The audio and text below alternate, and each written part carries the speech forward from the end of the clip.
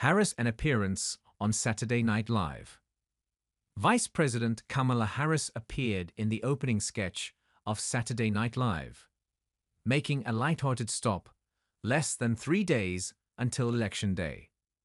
The show regularly features impersonators playing politicians, including Maya Rudolph, who has played the vice president since 2019. But it is rare for the politicians themselves to make an appearance. Harris appeared alongside Rudolph in the sketch, with the two identically dressed and styled women gazing at each other across a dressing table, as though seeing their own reflections in a mirror. As the skit came to a close, the two women stood up, each with an arm wrapped around the other, and Rudolph said, "I'm gonna vote for us." "Great," Harris replied. "Any chance you are registered in Pennsylvania?" Saturday's show is hosted by John Mulaney with musical guest Chappell Roan. Also making an appearance was Virginia Senator Tim Kaine, who served as Hillary Clinton's running mate on the Democratic presidential ticket in 2016. Robert F. Kennedy Jr. said on Saturday that Donald Trump's administration will order fluoride to be removed from water supplies if the former president wins Tuesday's presidential election. Kennedy, who has pushed unfounded theories about chemicals in water and who could oversee a health portfolio in a potential future Trump administration, wrote in a social media post that Trump's administration would advise all U.S. water systems to remove fluoride from public water, which he claimed was tied to numerous medical conditions. He called the element an industrial waste.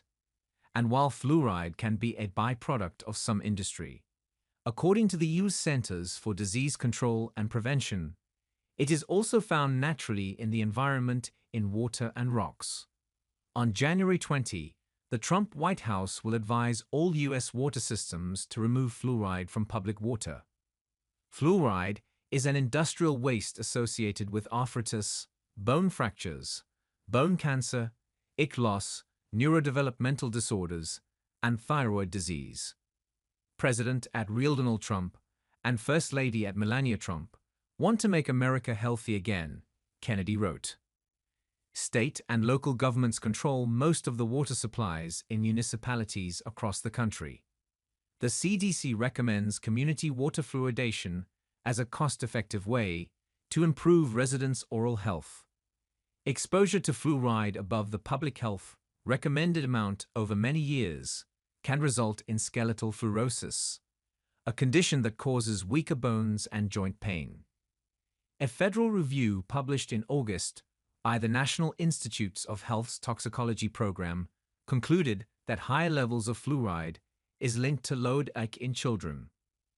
The program based its conclusion on studies involving fluoride levels at about twice the recommended limit for drinking water.